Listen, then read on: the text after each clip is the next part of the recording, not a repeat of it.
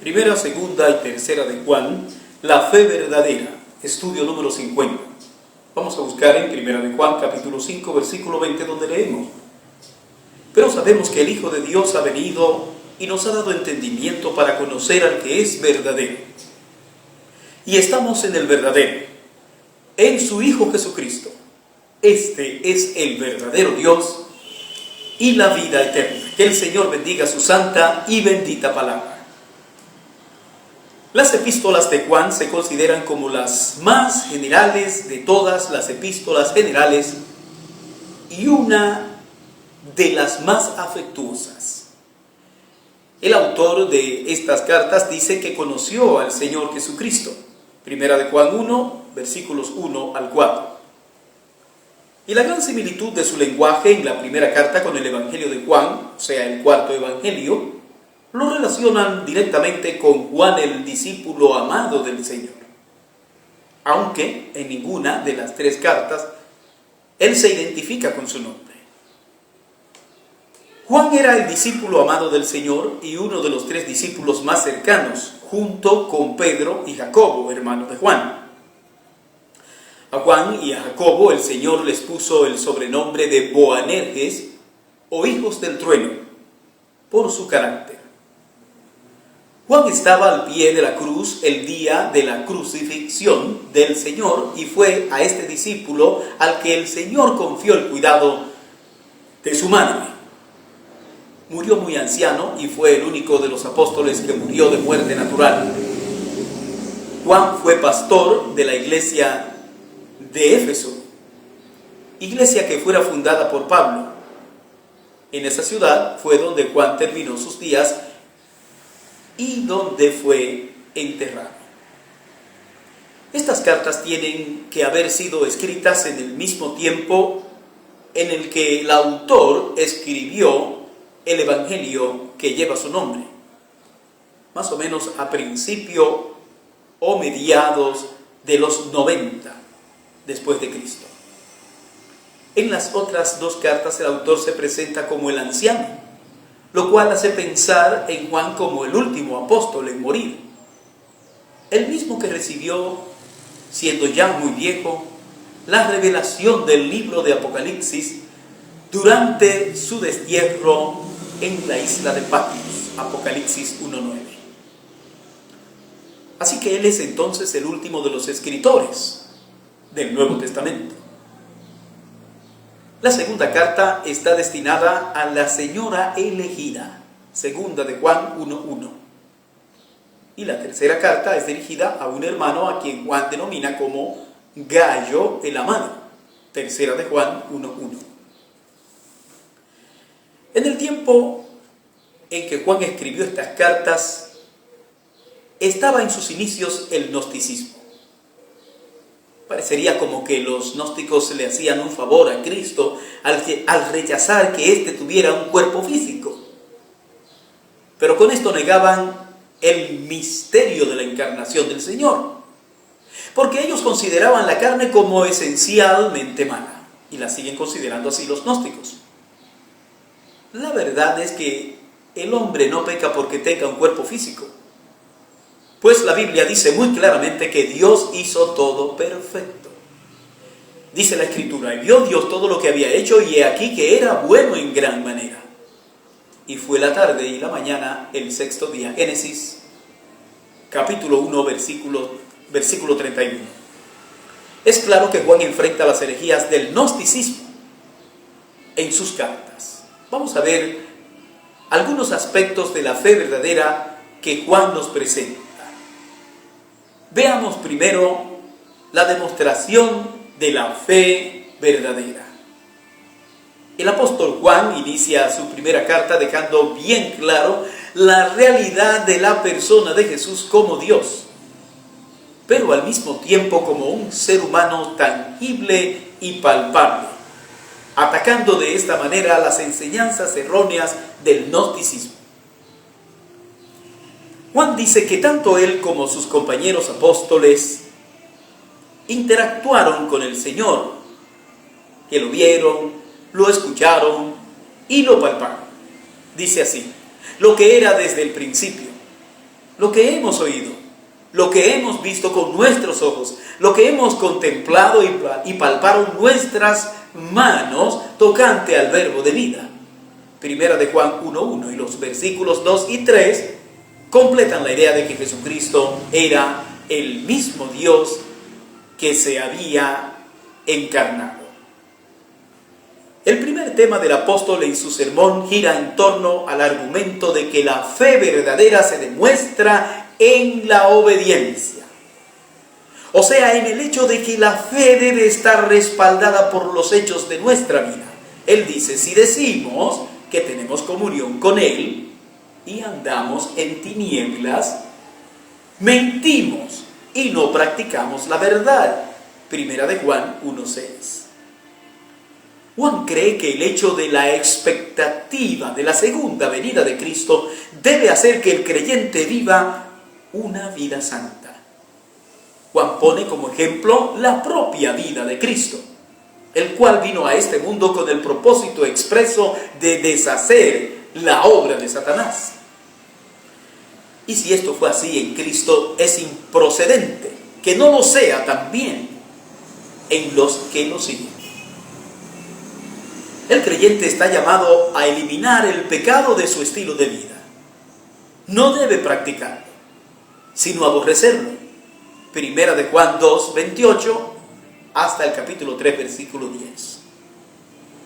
Juan establece que la manera como el creyente estará preparado para vencer las cosas del mundo es por medio de obedecer a los mandamientos del Señor y creer genuinamente en Jesucristo como el Hijo de Dios. Y esta fe en Jesús es solo posible mediante el testimonio cierto y seguro del Espíritu Santo, el cual nos guía a tener fe en las verdades acerca de Jesucristo expresadas en las Sagradas Escrituras. El resultado de esta fe en Cristo es la vida eterna y la plena certeza de que tendremos respuesta a las oraciones que le hacemos a Dios cada día. Primera de Juan 5:4 al 17. El pecado para muerte al que hace alusión Juan en Primera de Juan 1:16 y 17 tiene que ser la blasfemia contra el Espíritu Santo. Y Juan dice que ni siquiera vale la pena orar por las personas que cometen este pecado. Juan recalca en este punto que todo aquel que ha conocido a Dios no continúa en la práctica del pecado. Y dice de manera muy tajante que uno es o hijo de Dios o hijo del diablo.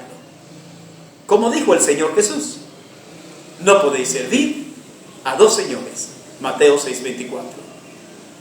Así que Juan deja sentado que es Jesucristo el que ha dado a conocer a Dios, y esto es algo que Él enseña, no solo en esta carta, sino también en su Evangelio. Primera de Juan 1:20 y Evangelio de Juan 1:18. En segundo lugar, Juan establece como parámetro para una vida congruente con la fe verdadera la necesidad de demostrar el amor cristiano.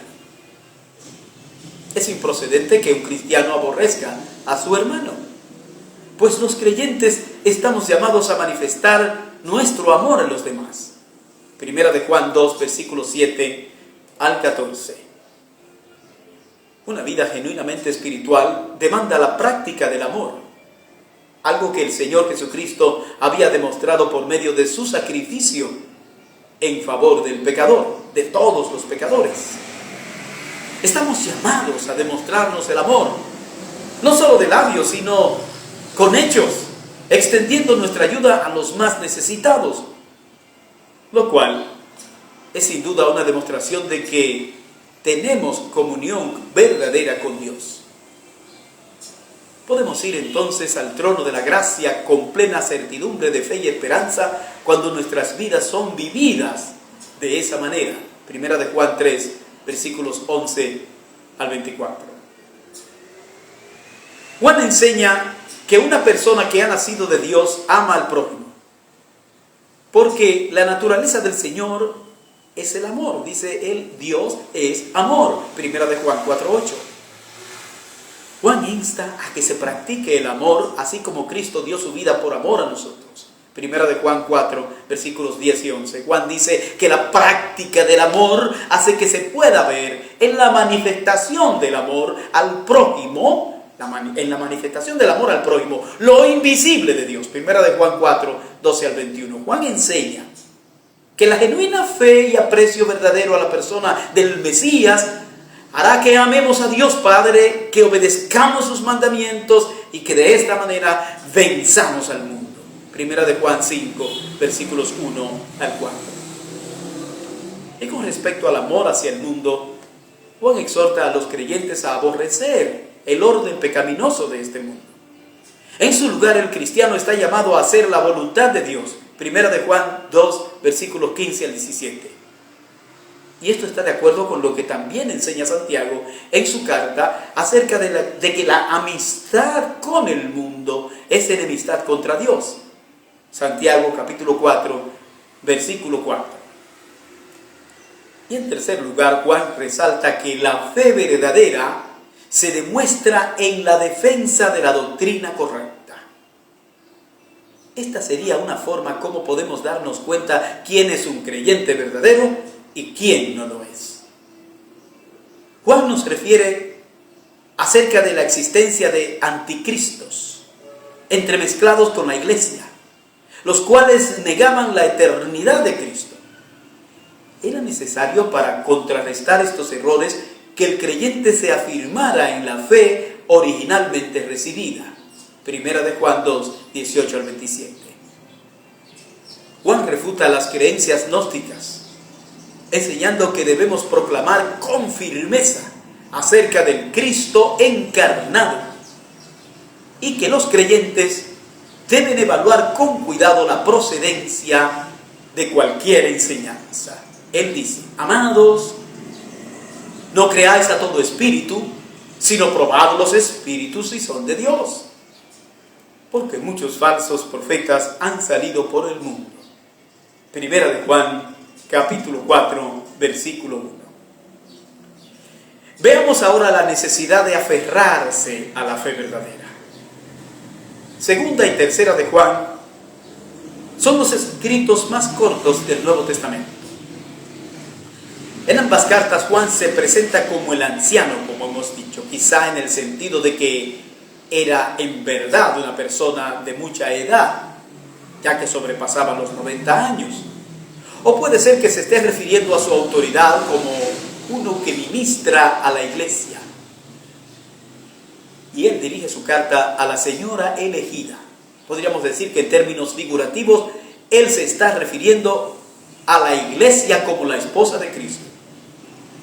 Porque el apóstol también dirige su carta a los miembros de esa iglesia cuando dice: y a sus hijos.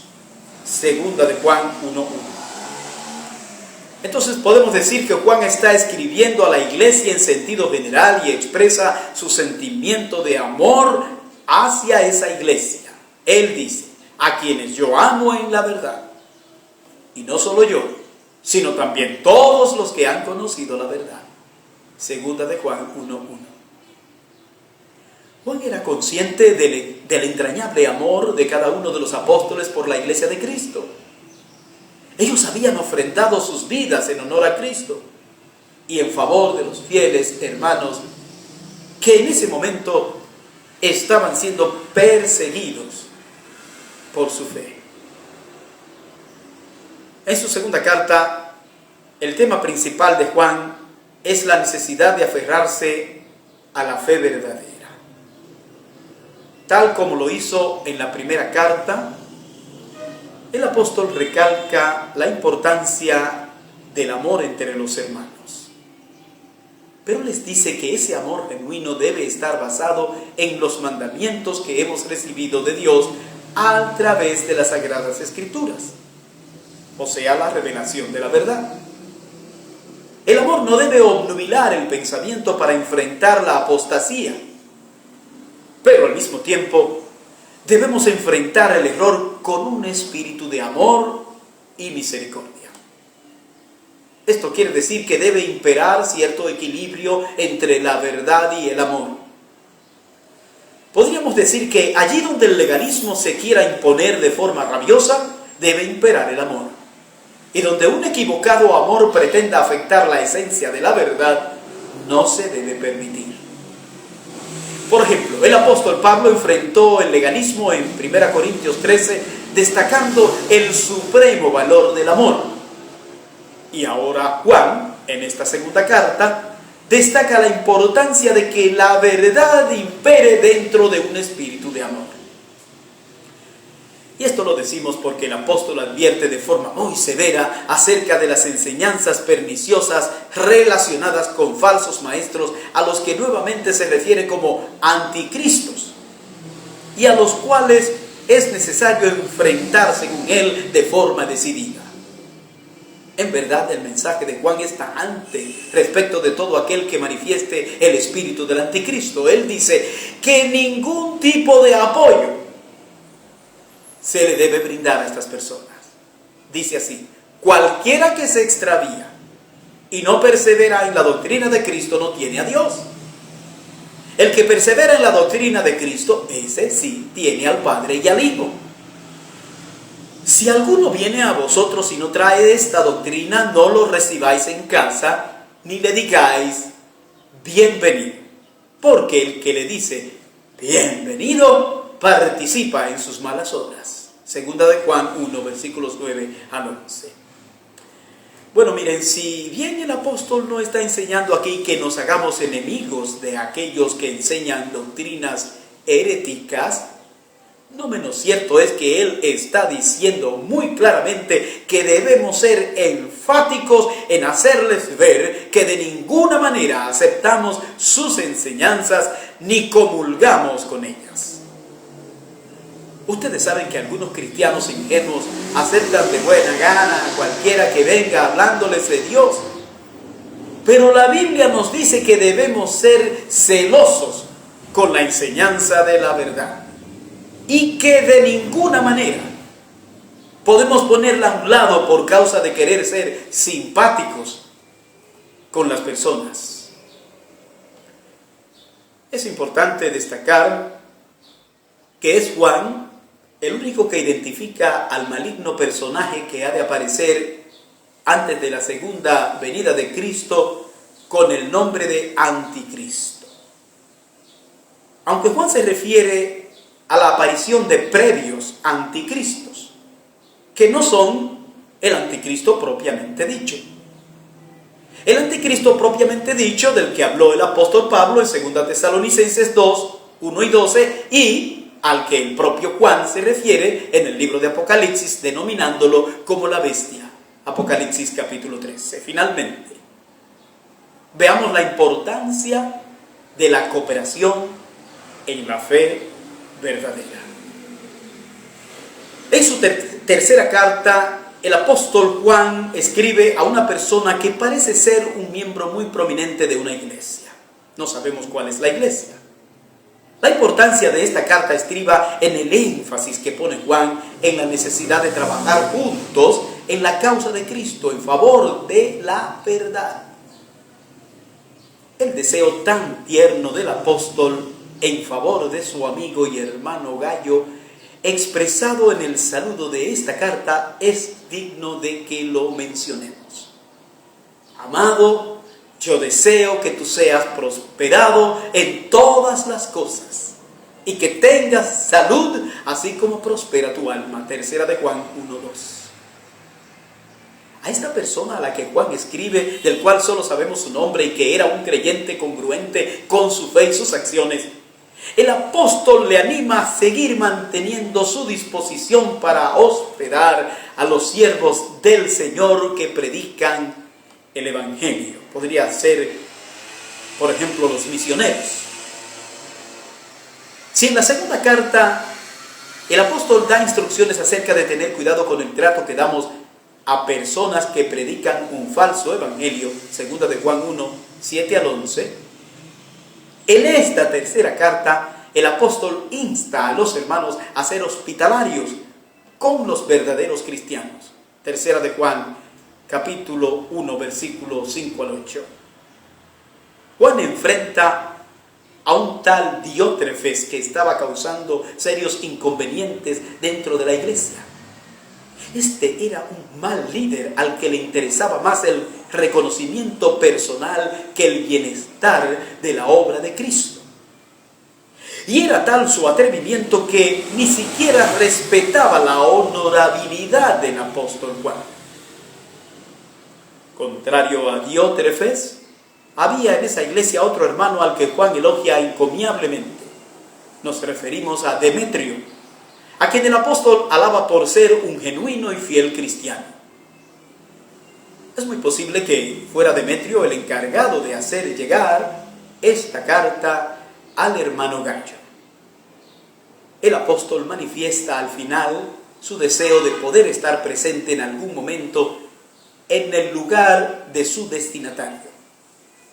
De tal manera que lo que ahora envía por escrito y muchas otras cosas más que tiene deseos de expresar, poder decirlas de manera personal. En la iglesia donde usted milita, es posible que encuentre personas como Diótrefes, pero le instamos a ser como Gallo o como Demetrio y evitar a los hermanos diotrefanos, que su conducta dictatorial de ninguna forma le desanime para seguir sirviendo con amor a Cristo y a su amada iglesia. Que Dios le bendiga.